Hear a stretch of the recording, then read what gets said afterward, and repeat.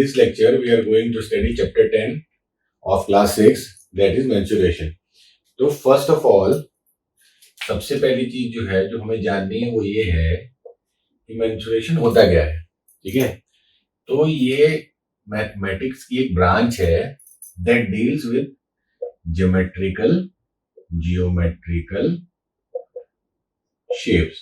अब ये geometrical shapes के साथ क्या करती है, तो ये उसके पेरीमीटर, एरिया, वॉल्यूम, इन सब चीजों का कैलकुलेशन या मेजरमेंट कैसे होता है, कैलकुलेशन या मेजरमेंट कैसे होता है, वो सब हम किस में पढ़ते हैं, मैथमेटिक्स के किस ब्रांच के अंडर पढ़ते हैं, वो हम मैथमेटिक्स की इस ब्रांच के अंदर पढ़ते हैं जिसको हम कहते हैं क्या, मेंसुरेशन. ठीक है, तो the very first topic we are going to start here is perimeter. जो सबसे पहली चीज हम यहां पढ़ने जा रहे हैं या पढ़ेंगे उसको हम कहेंगे पेरीमीटर. ठीक है, क्या बोलेंगे, पेरीमीटर. तो अब पेरीमीटर होता क्या है. ठीक है, पेरीमीटर होता क्या है, सबसे पहला क्वेश्चन ये है कि पेरीमीटर क्या होता है. सपोज करिए कि आपने यहां पे एक ट्राइंगल बनाया है. ठीक है, ये एक ट्राइंगल है और सपोज करिए ये एक पॉइंट है एस. ठीक, अब आपने इधर से जाना शुरू किया, फिर पूरा आप इधर घूमे और फिर घूम के वापस जब एस पे आ गए, तो ये जो डिस्टेंस आपने कवर किया, ये जो डिस्टेंस आपने इस क्लोज सरफेस का कवर किया, इसको हम क्या कहते हैं, इसको हम कहते हैं पेरीमीटर. क्या कहते हैं, पेरीमीटर. ठीक, एक और देखते हैं. सपोज करिए आपके पास एक रेक्टेंगल है. ठीक है, अब आपने ए से शुरू किया, बी तक गए, बी से फिर आप सी तक गए, सी से फिर आप डी तक गए और डी से वापस आप ए पे आए. क्या किया आपने, आप ए से पहले बी पे गए, ठीक, बी से फिर सी तक गए, सी से फिर डी तक गए और डी से वापस ए पे आए. तो ये जो आपने लेंथ कवर करी या ये जो डिस्टेंस आपने कवर किया, ठीक है, कि ए से शुरू करके और वापस जब ए पे आए, ठीक, this is known as perimeter. ठीक है, किसी भी क्लोज सरफेस का जब हम उस सरफेस के अराउंड घूम के और वापस उसी पॉइंट पे आ जाते हैं जहां से हमने स्टार्ट किया था, उस पूरे डिस्टेंस को हम क्या बोलेंगे, उस पूरे डिस्टेंस को हम बोलेंगे पेरीमीटर. सो पेरीमीटर क्या है, perimeter is the distance covered along the boundary forming a close figure. ठीक है, when you go around the figure, क्या मतलब, जब हम फिगर के अराउंड घूमेंगे, ठीक है, तो वो जो डिस्टेंस उसने कवर किया, जैसे मैंने आपको बताया था ना कि ट्राइंगल में क्या था, उसने यहां शुरू किया, यहां गया, फिर वापस यहां आया, ए से शुरू किया. ऐसे मैंने आपको रेक्टेंगल में बताया कि ए से बी गया, फिर बी से सी गया, सी से डी गया, वापस यहां आ गया. ठीक है, तो ये जो डिस्टेंस कवर करता है इसको हम बोलते हैं पेरीमीटर. ठीक है, क्या बोलते हैं, पेरीमीटर. अब सपोज करिए कि आपके पास एक कोई क्लोज सरफेस है. ठीक है, वो ये क्लोज सरफेस है, आपकी बुक का एग्जांपल है. ठीक है, ये 4 वाले का सी ले रहा हूं मैं यहाँ पे. ठीक है, 4 वाले का सी ले रहा हूं. तो स्ट्रक्चर कुछ ऐसा है, वो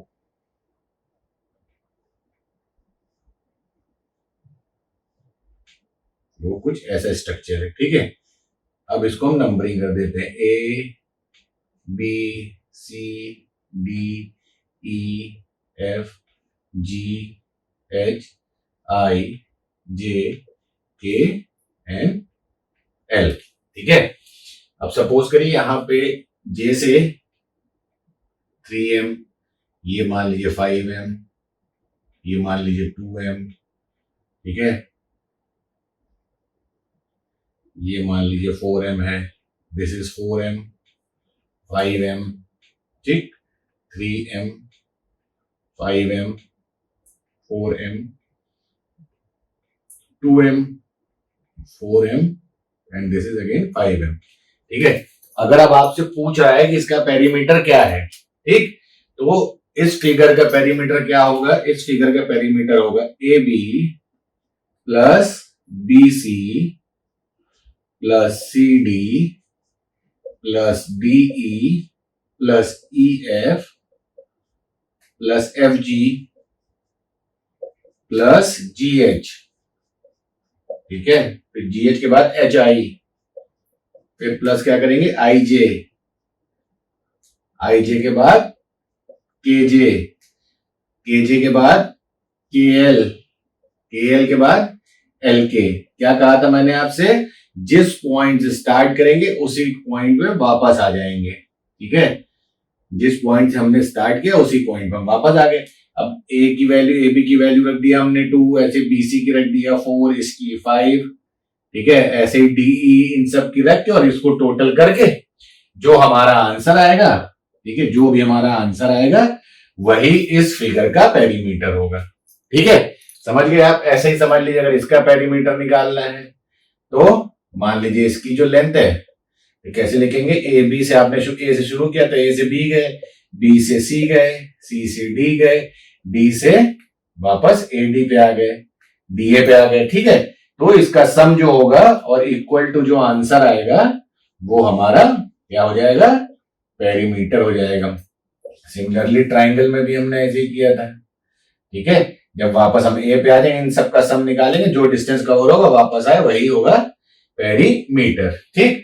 अब मूव ऑन करते हैं, पेरीमीटर ऑफ रेक्टेंगल। अब पेरीमीटर ऑफ रेक्टेंगल हम कैसे निकालेंगे, तो सबसे पहले पेरीमीटर ऑफ रेक्टेंगल निकालने से पहले ज्योग्राफिकल शेप्स करके जो मैंने आपको इससे पहले एक चैप्टर पढ़ाया था उसमें मैंने आपको बताया था कि रेक्टेंगल क्या होता है। रेक्टेंगल क्या होता है, रेक्टेंगल वो होता है जिसकी अपोजिट साइड्स क्या हो, पैरेलल हो प्लस इक्वल हो, ठीक है। तो अपोजिट साइड्स पैरेलल हो और इक्वल हो, दैट मींस कि A B is equal to C D, और ये इसके पैरेलल भी है, ठीक है। Similarly A C is equal to B D, ठीक, और राइट एंगल हो उसके सारे एंगल, ठीक है। तो वो क्या होता है, रेक्टेंगल होता है, इसे हम क्या बोलते हैं, रेक्टेंगल बोलते हैं। तो अब पेरीमीटर ऑफ रेक्टेंगल हम कैसे निकालेंगे, पेरीमीटर ऑफ रेक्टेंगल, ठीक है। तो मैंने क्या बताया था, सपोज करिए हम ए से शुरू करते हैं, ठीक। तो A B plus B D plus D C plus C A, वापस यहां आ गए, हमने यहां शुरू किया, यहां से यहां गए, यहां से यहां आए, यहां से यहां गए, फिर यहां से यहां आ गए। तो ये क्या हो गया, पेरीमीटर, ठीक। अब मैंने क्या लिखा है यहां पे, आप देखिए A B is equal to C D, ठीक है। तो ये और ये सेम है, तो हमने क्या किया, ए बी को हमने रिप्लेस कर दिया, ठीक, और ये सेम है, बी डी एंड ए सी, तो ये इसको बी डी ही रहने दिया हमने। डीसी की जगह हमने क्या कर दिया, ए बी, और सी ए की जगह हमने क्या कर दिया, बी डी, ठीक है। अब ये क्या हो गया, 2AB प्लस 2BD, ठीक है। फिर क्या हो गया, ये 2 हमने कॉमन ले लिया, AB plus BD, AB plus BD हो गया, क्या हो गया, AB प्लस BD हो गया। अब अगर आप ध्यान से देखें तो ये इसकी लेंथ हो गई और ये ब्रेथ हो गई, ठीक है। तो अगर AB की जगह हम L लिख दें, दैट डिनोट्स लेंथ, और BD की जगह हम लिख दें, BD की जगह हम लिख दें क्या, ब्रेथ, दैट इज B, ठीक है। That denotes breadth, B denotes B। L यहां क्या डिनोट कर रहा है, लेंथ, और B यहां क्या डिनोट कर रहा है, ब्रेथ। तो रेक्टेंगल का पेरीमीटर क्या हो जाएगा, रेक्टेंगल का पेरीमीटर हो जाएगा 2 लेंथ इंटू 2 ब्रैकेट में लेंथ प्लस ब्रेथ। ये क्या हो गया, ये हो गया आपका, ये क्या हो गया आपका, ये हो गया पेरीमीटर ऑफ रेक्टेंगल, ठीक है। तो पेरीमीटर ऑफ रेक्टेंगल आपको पता चल गया। अब आते हैं पेरीमीटर ऑफ स्क्वायर पे।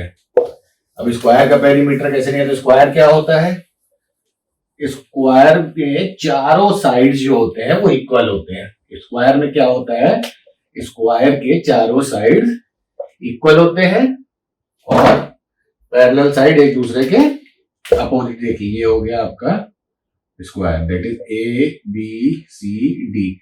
अब स्क्वायर क्या होता है, A B is equal to B C is equal to C D is equal to D A. ठीक है, ये हो गया हमारा स्क्वायर। एंगल 90 रहेंगे चारों, ठीक, और ये अपोजिट साइड एक दूसरे के पैरेलल रहेंगे। ठीक है, तो ऐसे फिगर को, ऐसे क्लोज फिगर को हम क्या कहते हैं, ऐसे पॉलीगन को हम क्या कहते हैं, स्क्वायर कहते हैं। ठीक, अब आते हैं पेरीमीटर ऑफ स्क्वायर, पता लगाते हैं पेरीमीटर ऑफ स्क्वायर। अब हमने क्या किया, हम यहां से शुरू हुए, ए से हम कहां गए बी, बी से हम कहां गए सी, सी से हम कहां गए डी, और डी से हम वापस आए ए। जब हमने इतना डिस्टेंस कवर कर लिया, दैट मीन्स कि हमने पेरीमीटर, ये जो डिस्टेंस है यही पेरीमीटर आएगा। तो अब इसको लिखते हैं, तो A B plus B C plus C D plus A D. ठीक, अब A B is equal to B C equal to C D equal to D A. ठीक है, तो अब इसको हम क्या कर सकते हैं, A B A B A B and A B, this is equal to 4 A B.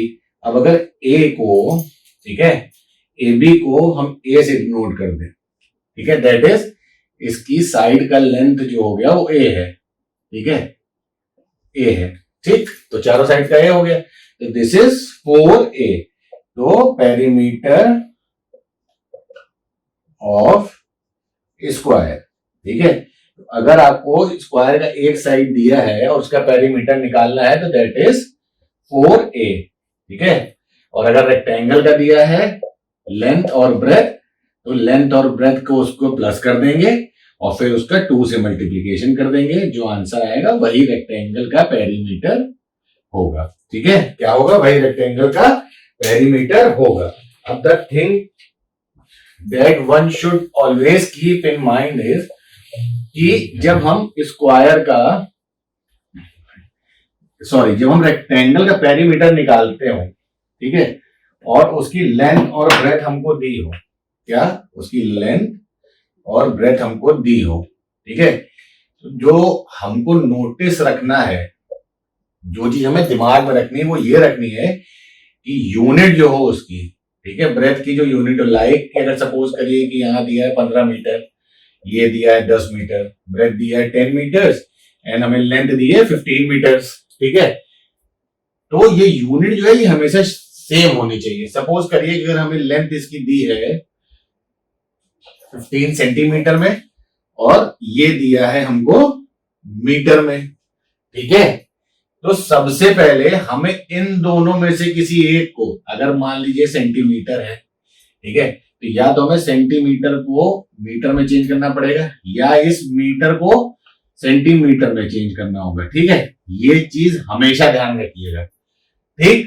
कि अगर लेंथ और ब्रेथ हमारी रेक्टेंगल की दी है और अगर दो अलग यूनिट्स में दी है, ठीक है, तो पहले उन दोनों को हमको किसी एक सेम यूनिट में कन्वर्ट करना होगा। सपोज करिए कि यहाँ सेंटीमीटर और मीटर में है, तो या तो हम इसको मीटर में चेंज कर ले तो दोनों मीटर मीटर में हो जाएगा, ठीक है, और या इस मीटर को हम सेंटीमीटर में चेंज कर दें तो ये दोनों सेंटीमीटर और सेंटीमीटर में हो जाएगा, तो यूनिट सेम हो जाएगी। तो हम आगे अपना प्रोग्राम इसको कैरी ऑन कर सकते हैं, इसको सोल्यूशन हम निकाल सकते हैं। ठीक है,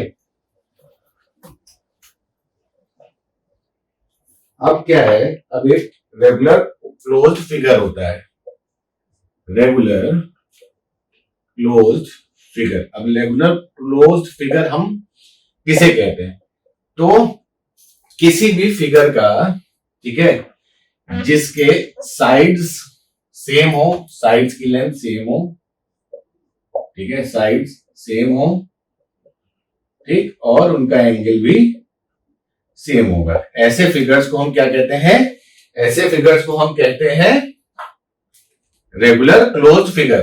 क्या कहते हैं इनको, रेगुलर फिगर्स कहते हैं। सपोज करिएगा हमारे पास रेगुलर पेंटागन है तो उसका पेरीमीटर होगा 5a, हेक्सागन है ऐसे ही, ठीक, ऐसे ही ऑक्टागन है तो ये सब क्या होगा, हेक्सागन का 6a होगा, ठीक, क्योंकि साइड सेम है। तो साइड सेम है, सपोज करिए पेंटागन है हमारे पास, ठीक है, दिस इज 1 2 3 4 5 एंड 6, ठीक है। अब ये ए है, ये भी ए है, ये भी ए है, ये भी ए है, ये भी ए।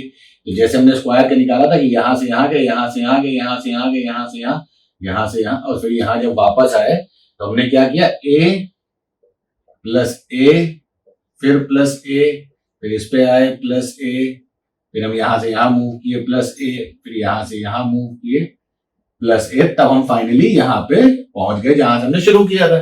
तो दिस इज 1 2 3 4 5 6, तो 6a, ठीक है। तो इस तरह की फिगर्स को हम क्या कहते हैं, ऐसे इक्विलेटरल ट्राइंगल भी हमारा क्या है, एक रेगुलर क्लोज्ड फिगर है। इक्विलेटरल ट्राइंगल क्या होता है, जिनके तीनों साइड्स बराबर होते हैं और उनके एंगल सेम होते हैं, ठीक है। तो इक्विलेटरल ट्राइंगल भी हमारा रेगुलर क्लोज फिगर है, और इधर इसका भी पेरीमीटर हमको पता करना है, तो कैसे निकालेंगे, क्योंकि इसका भी ये ए है, ये ए है, ये ए है, क्यों, क्योंकि साइड्स तीनों इक्वल होंगी, ठीक है। तो अगर सपोज करिए ए पॉइंट है, तो जब हम ए से बी गए तो हमने ए डिस्टेंस ट्रेवल किया, बी से सी आए, फिर हमने ए डिस्टेंस ट्रेवल किया, और सी से ए गए, फिर हमने ए डिस्टेंस ट्रेवल किया, तो 1 2 3, दिस इज 3a। तो इक्विलेटरल ट्राइंगल का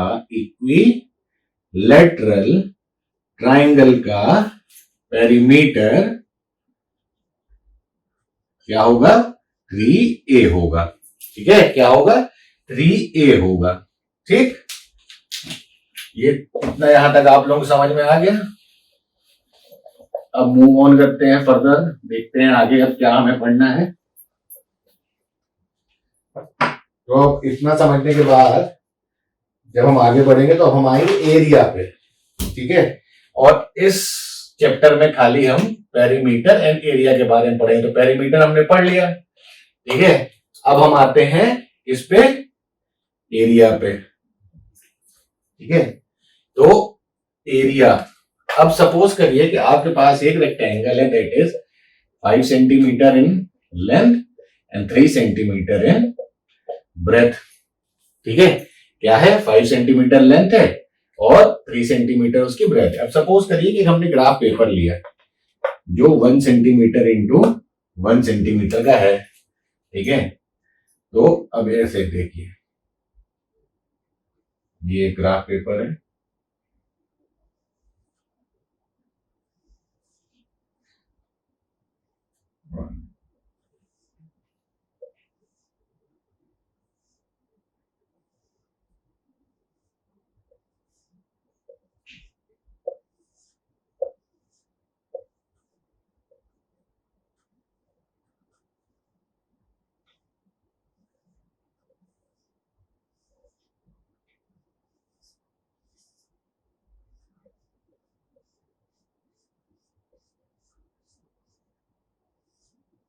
ठीक है। तो 1 सेंटीमीटर और 1 सेंटीमीटर ग्राफ का मतलब क्या होता है कि ये 1 सेंटीमीटर है और ये भी 1 सेंटीमीटर है, सारे ब्लॉक्स के 1 सेंटीमीटर 1 सेंटीमीटर 1 सेंटीमीटर 1 सेंटीमीटर, यहां तक 1 सेंटीमीटर। सिमिलरली ये यहां से लेके यहां तक 1 सेंटीमीटर है, ठीक है। ठीक, ये होता है 1 सेंटीमीटर 1 सेंटीमीटर। अब 5 सेंटीमीटर लेंथ है, ठीक है। तो अब हम लेंथ बना लेते हैं। तो सपोज करें यहां शुरू करते हैं, तो 1 2 3 4 और 5, ठीक है। ये गया हमारा 5, ठीक है, और 1 2 3, दिस इज 1 2 एंड 3, ठीक। तो ये हो गया हमारा ब्रेथ हो गया, ये क्या हो गया हमारा, ये हमारा ब्रेथ हो गया।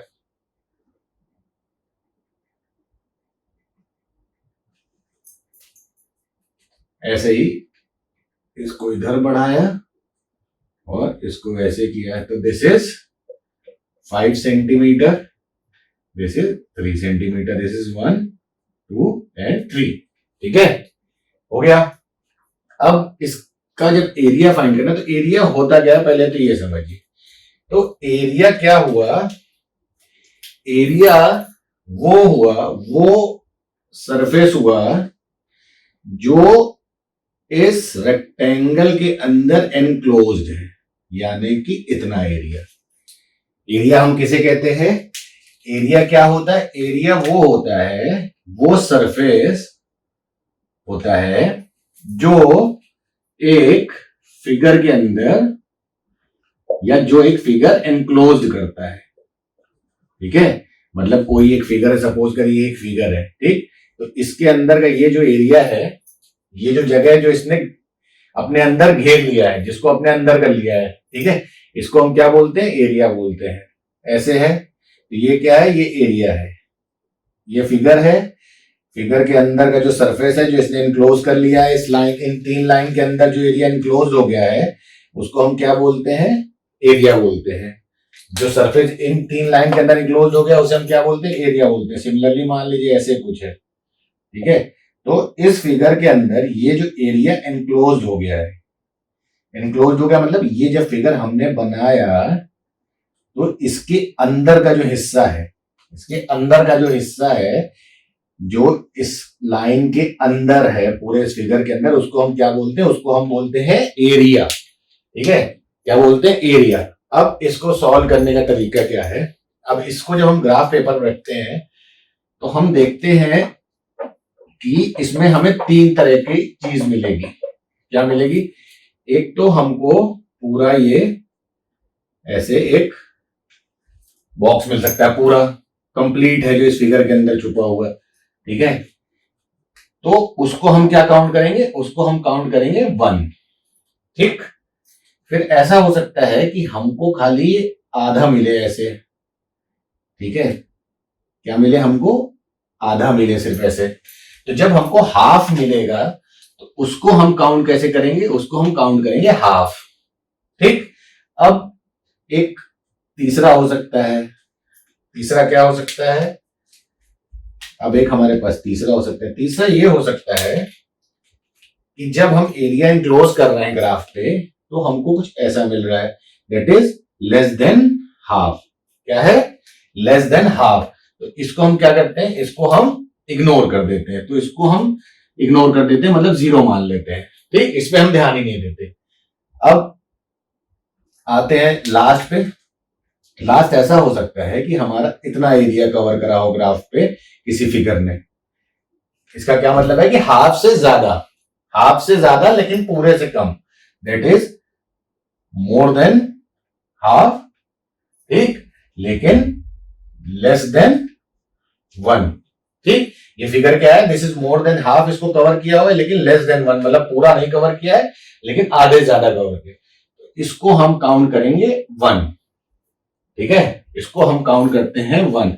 अभी तो यहां आपका पूरा ऐसे बना है, तो दिस इज 1 2 3 4 5 6 7 8 9 10 11 12 13 14 15। ठीक है, तो दिस इज 15, ठीक, सेंटीमीटर स्क्वायर। ठीक है, इतने बॉक्स कंप्लीट है यहाँ पे 1 2 3 4 5 6 7 8 9 10 11 12 13 14 15। ठीक है, कितने बॉक्स कंप्लीट है यहाँ पे? 15। ठीक है, तो इसका एरिया क्या होगा? कितने एरिया इसके अंदर इनक्लोज है, कितने बॉक्स इसके अंदर इनक्लोज है? 15, दैट इज 15 सेंटीमीटर स्क्वायर इसका क्या होगा? एरिया होगा। अब हम आते हैं, ये 15 सेंटीमीटर, हम इस 15 सेंटीमीटर को हम ऐसे भी लिख सकते हैं, this is 5 centimetre into 3 centimetre, that is, देखो ये 5 सेंटीमीटर, ये 3 सेंटीमीटर, सिमिलरली ये 5 3। ठीक है, तो क्या लिख सकते हैं? इसको ऐसे भी लिख सकते हैं, इसी के अंदर ये एरिया इनक्लोज है, इतने के अंदर। तो अब ये 5, this is L into B।